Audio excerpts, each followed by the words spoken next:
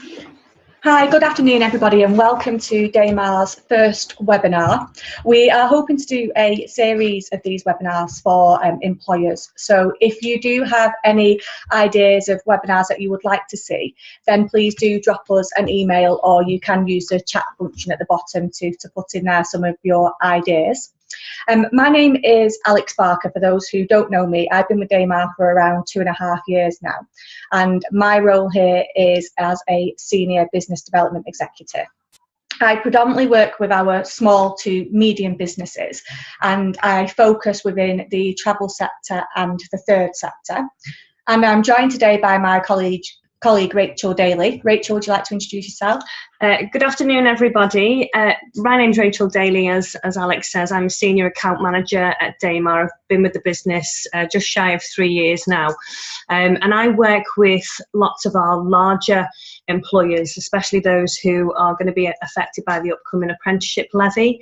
I've been with Damar, like I say, just about 3 years. And between myself and Alex, we've got lots of experience, I think, to share with you today. Yeah, so our first webinar today is going to be on best practice within apprenticeship recruitment. And as Rachel said, between ourselves, we do have 25 years experience of recruiting and within the education sector. So hopefully we're going to be able to talk to you today and give you a little bit of advice on some of the best practice that we've picked up on our journey. So the kind of things that we're going to be discussing today, we're going to look how to find an apprentice, finding a suitable training provider, looking at employing apprentices, what's the best practice and pitfalls, choosing the right apprenticeship for your business needs, and then we're going to have a look at a case study as well, a Damar case study. Now, in the bottom of your screens, you should be able to see a group chat function. Your microphones are muted throughout the webinar, but at the bottom you can type in questions that might come up or comments that you want to make, and myself and Rachel will try and get through as many of those questions as we can at the end. If we don't get to cover them, we will try and pick them up with you on an individual basis as well. So we're going to get started with how do I find an apprentice? So Rachel, can you tell us a little bit about that? Yeah, of course. So obviously there's a variety of different ways that organisations who we work with go about finding an apprentice. It may be that there's somebody within the business already who's either looking to change roles or upskill, for example. It may be a staff member's relative or friend as well that you'd like to take on when a vacancy's come up within your business. It may be that you have a work experience programme, or you work with the local school and you've had somebody come in who's in the last year of GCSEs or college, and you'd like to take them on and offer them an opportunity once they finish those exams. The other way, and probably the most common way of finding an apprentice, is by working in partnership with a training provider. The training provider that you work with will advertise and market the role on your behalf, do some pre-screening, arranging interviews, and generally supporting you and your team with the offer process and everything that follows that. For the larger organisations, it may be that you have an internal HR and recruitment team already, and very stringent processes that work for recruiting staff. Our team at Damar can work with that team to develop your apprenticeship recruitment strategy. So we wouldn't intend to duplicate anything that they were doing, but to enhance really that team and work as an extension of that team. Great. So one of the most common questions I get asked when I go out to see businesses is there a best time of year to recruit apprentices? And my opinion on this is there actually isn't a best time of year to look at recruiting apprentices. Every time of the year is a good time. Now, for our large organisations who may be doing a large programme, you're going to get a larger number of candidates and a bigger choice of candidates around the summer period when people are coming out of college and school leavers. But for our small to medium businesses who are looking for an apprentice to fill a job role and need an apprentice immediately, you can recruit throughout the year. We tend to, when we speak to businesses, we'll tell them we'll manage expectations in terms of candidates' numbers at different times of the year. But if you take this time of year, for example, you may have people who have gone into college or started university and they're finding that it's not the right fit for them. So you may have people who decide, actually, I think I'll be more suited for an apprenticeship and will look at leaving college or university to start an apprenticeship. Would you agree, Rachel? Yeah, I think so. I mean, we've had a couple of quite large recruitment programs running recently. And I think it depends on what the employer's expectations are, really, in terms of how big the pool is. If you're restricted in terms of the age of candidates, for example, that your business can consider, if you have in your mind that an apprentice has to be a 16 or 17, 18-year-old school leaver, then yes, you are going to narrow that pool. As Alex says, you find people who have been to college and found it isn't for them, even done a term at university and decided to drop out, or even finished their A-levels, for example, and not quite known what they want to go into, and worked in a retail job for 12 months. But then, you know, when the time's right, they're looking for one of the brilliant opportunities that the organisations we work with have to offer. So, yes, there is a lot more people who are looking for apprenticeships in the summer, naturally, as the school and college leavers leave. But I don't think it's impossible to recruit at any time of the year, really. Yeah, I do agree with that. And the providers that you'll speak to about apprenticeships will be best to advise you on that. And you do want to be working with a provider who does manage your expectations in terms of candidate availability. Yeah. And although you may get smaller number of applicants, you still may get good applicants from those smaller numbers. So in terms of advertising apprenticeships, what kind of websites do we use, and do other training providers use? The National Apprenticeship Service website has recently had a huge overhaul, and is now a lot better than what it was previously, in terms of the details that you can put on there to advertise the vacancy. We use that website, we use our own website. We also have a partnership with an organisation called Get My First Job, where we can proactively search for candidates who are looking for specific opportunities. We also have a really good social media platform, which our fantastic marketing executive Jenny Lung manages for us. So Facebook, Twitter, LinkedIn, and we try to showcase the vacancies that we have there. What we found is really effective is when an employer uses their own social media forums to promote the opportunities that they're recruiting for within their organisation, because then you find that people who will follow your organisation will share it. You'll find that colleagues within the organisation will share it. For example, we've just recently done the assessment centre with one of the big police forces in Greater Manchester, and every single candidate who I spoke to had heard about these vacancies through the police forces social media, off their Facebook. So I think that it definitely shouldn't be sniffed at as a tool to attract candidates. Yeah, I definitely agree, especially in this day and age where we're never 5 minutes away from our mobile devices, whether that be our mobile phones or iPads. So people can tend to look at positions on the way into school in the morning, the way into college in the morning, the way into a part-time job. So if you do have that coverage on social media, it's something that they're going to be picking up every day and looking at, and it is a good way of promoting your business and attracting those younger candidates who use that as part of day-to-day life. Definitely.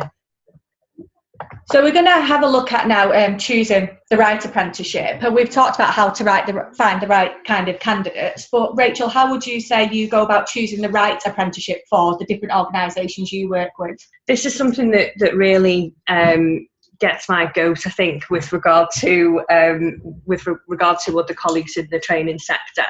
It's so important to get to know the organisation from a training provider's perspective and get to understand the department that the apprentice is going to be placed in, the team they're going to be involved with, the line manager that they're going to be working with, the type of things that on a day-to-day basis this apprentice is going to be doing and how they're going to add value to the business.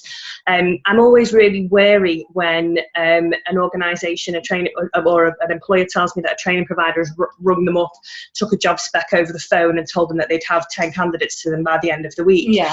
How you can do that, I've got absolutely no idea. You know, Yeah. You don't know anything about the culture of the organisation.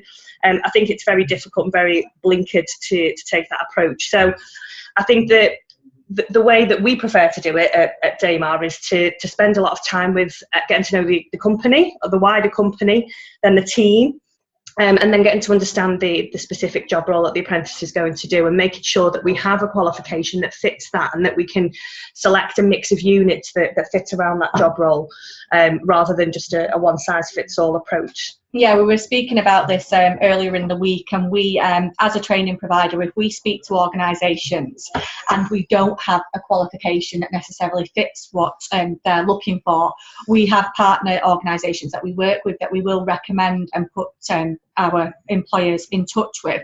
There's nothing worse than someone being pigeonholed into a particular apprenticeship that doesn't suit their job role or the qualification they want to get. And we that's one of, like Rachel said, it's one of our bugbears when there's training providers out there who will just put someone on a qualification just to get the apprenticeship start. So we make sure that we choose the right apprenticeship for your organisation. At the bottom of the screen there on that presentation, you'll be able to see there is a link to the government website as well, where they give some advice on that, although it does say it's not very straightforward, so it often is best to get advice from a provider. So we're going to take a look at some of the best practice and pitfalls that we tend to come across when recruiting. One of the biggest things we'd say as best practice is to make your job role attractive. Now that can be done by several different ways, but a couple of the key things to pick out are to consider your salary. As most of you will be aware, there is a national minimum apprenticeship wage. We always encourage employers where they can to pay above that. And as a training provider, our average salary is about 196 per week. So we have quite a good average apprenticeship salary there. So when you're looking at recruiting an apprentice, you want to really think about how you place your salary within the different jobs that are in your area. So if you're based further south, then you may need to have a slightly higher salary than some of the vacancies in the north. If you're recruiting in city centre, that may be slightly higher salary than some of the suburbs outside of city centre. So it's worth thinking about that and where you want to place yourself around other employers. And I think next year, when the levy comes in and a lot of these larger organisations are going to be looking at recruiting apprentices, I think the salary thing is going to be quite competitive. Yeah. So you will need to be thinking about that now and where you want to budget yourself with those salaries. Definitely, and I think that it's short-sighted to think that, oh, you know, well, I'll just pay the minimum wage because that's all I'm expected to pay. From our experience as well, those employers who do pay the apprentice rate find that their retention of those apprentices is pretty poor, because, you know, if somebody's being paid £100 a week and then another job comes up down the road that's paying £150 a week, that sort of level of pay rise when you're maybe 16, 17 is quite substantial, really. So you know, you don't want to sort of price yourself out of the market in that respect. Yeah, and then the other thing to think about as well is it's not just about the salary, but some organisations do have some fantastic benefits, so it is worth mentioning them, and those kind of benefits can make a job role attractive to someone coming into the organisation. Definitely. Then a couple of the other things that we've picked up on, range of experience. So the best apprenticeship jobs are when your apprentice is going to get exposure across the business. So he's going to get the chance to work in maybe different departments with different people over their first 12 months. That's going to give them a really good rounded experience of your business and your organisation and how it works, and will also support you as an employer to decide where you see that person progressing. So the 12 months after they've completed their apprenticeship, which department do you see them being successful in? Just because somebody starts on one apprenticeship programme doesn't necessarily mean their employee journey will stay on that apprenticeship programme. They could go from business admin to accounts. They could go from business admin to market. Yeah, so there's lots of different options. So it's thinking about your job role, not just for that first 12 months, but the future as well. So where do you see them going in the future? And being able to explain that as well to the apprentice as part of the interview process, and really sort of paint the picture of where their career could go if they were successful in being offered a role with your organisation. The chances are, like Alex said, especially when the apprenticeship levy hits next year, there's going to be far more opportunities than there is young people. And so you're almost going to be competing even more so for the best candidates for your organisation. So, you know, getting that work, putting that work in now in partnership with your provider, in terms of the job descriptions and stuff, will really put you ahead of the rest of the pack, really. Yeah, definitely. And then the second point that we wanted to pick up on was supervision, and we have put here, it's not hard, but it is vital. The best apprenticeships are the ones where the training provider, the individual employer and the apprentice are involved and work together throughout the apprenticeship.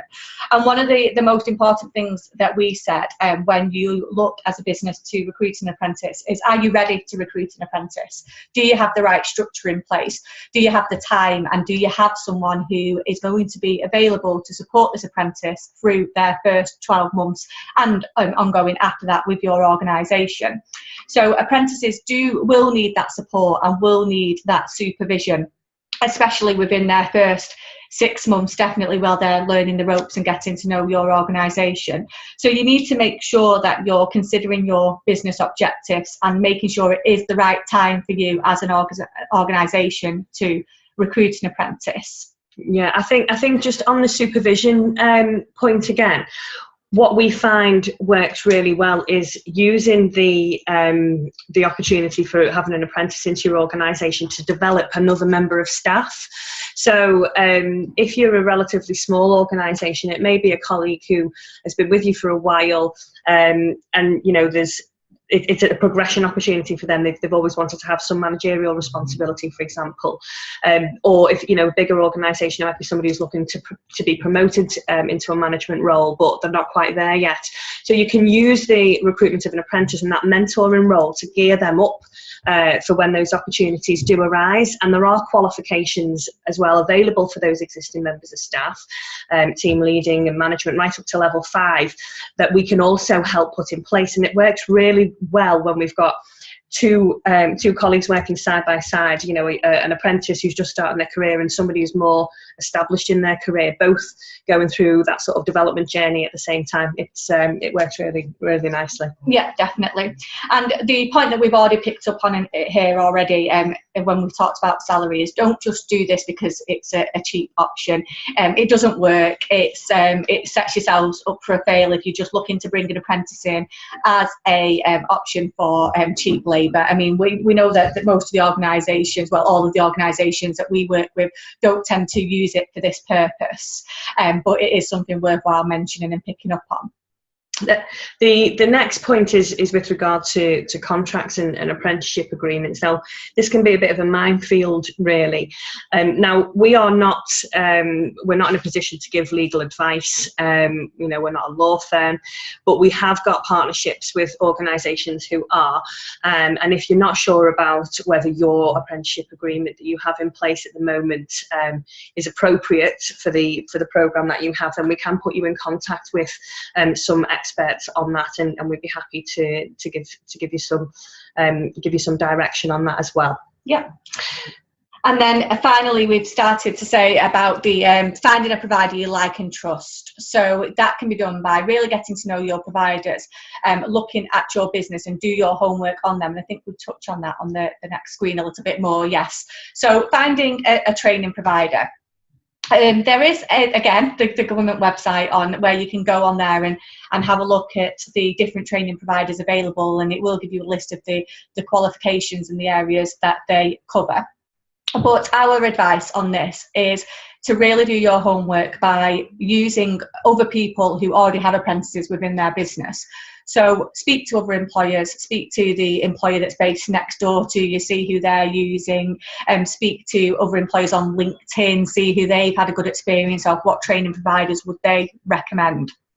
If you are involved in networking groups, this is myself and Rachel, we attend the Pro Manchester networking groups quite a lot in Manchester, but if there'll be other events across the country where you will meet with people who are using apprentices within their business, and as we all know, word of mouth is a fantastic thing. So if you do speak to people and they advise you on a training provider to use, that's normally a good place to start. And ask us as well. Yeah. We've got just recently and more frequently as it happens, we've got a small sort of group of training providers who deliver qualifications that we don't deliver but are really good at doing it, who we would recommend to our partner employers who we work with in partnership, really, to make sure that, you know, we've vetted them in terms of their quality and that kind of thing.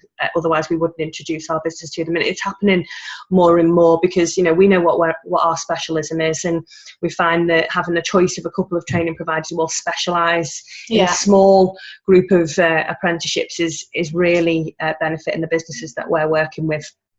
And we did touch on this earlier, but one of the most important things we think is meeting your provider. Like Rachel said earlier on in this webinar, it really does annoy us when providers speak to somebody on the phone, an employer on the phone, and I get a job description and then go about advertising that job role. That to us, they don't know that business, they don't know you, they haven't come in and met you, they don't know the organisation, they don't know where you are to direct apprentices in for interview. Coming in to meet with you gives you an impression of us. So you can see us face to face, you can ask us the information that you want to gather. It may even be a couple of meetings before you decide to work with that provider. But those providers who put in that time and effort at the start, they're the ones where you know you're going to get a good service throughout the apprenticeship. It's not just about putting a bum on a seat, it's about finding the right match for you. And that can't be done without coming in to meet with you, in my opinion. Yeah, absolutely. And you know, our business is built on building relationships with students and the apprentices who enrol with us, and the employers as well, and it's absolutely essential to get that right. So, you know, we encourage everybody to make sure that to vet the providers as well that you're working with. We find as well, you know, when since the apprenticeship levy has been coming in, employers have been doing a little bit of digging around the organisation and realising that in some cases, like, more than a dozen training providers working in there for one reason or another, you know. And that, but if you are a big organisation, that really does need pulling together and sort of reducing in size and making sure that it's quality and not quantity that you've got people running around doing all different qualifications around your organisation. Alex mentioned about references. Find out what other organisations similar to you that these companies have worked for or worked with, and ask them for case studies and ask them about the success rates and general experience of working in the sector. You need to know this. Just because they say, oh, we've got 5,000 students on our books, doesn't mean that they've got the right student for you. Doesn't mean that they understand your business or your organisation. And then obviously there's the Ofsted report.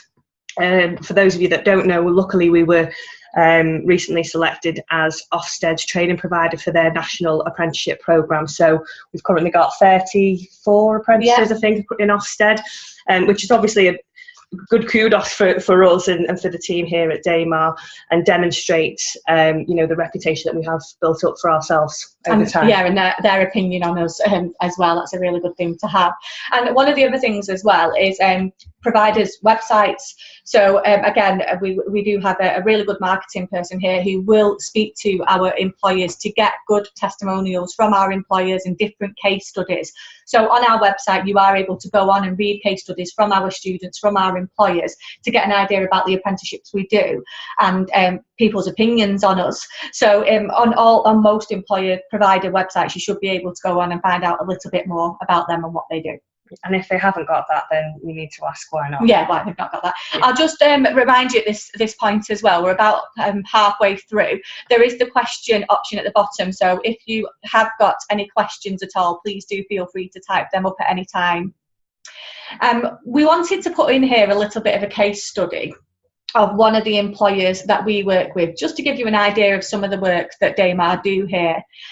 So this is an example of one of our Stockport-based medical practices. Now, Damar do work quite a lot with the NHS and have a good relationship with the NHS, but this particular family practice had not employed an apprentice before, and they approached Damar looking to make their workforce more diverse and ease workload and upskill their current staff as well. So it was back in March 2015 when they did recruit Neil, a young man who does have a life-limiting condition. But the difference that Neil has made to that organisation has been massive. Just having that presence of someone in the organisation who's a little bit fresh and brings a different image to that practice has really changed the way that they've worked.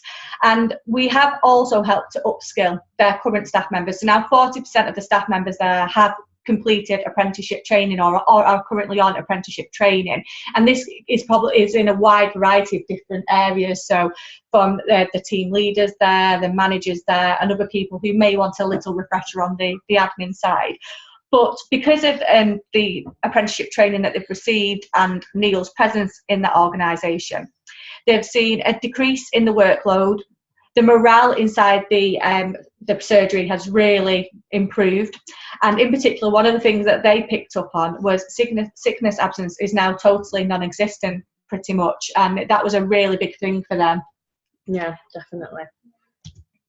So that brings us to the end of our first webinar today. I hope you've all found that helpful.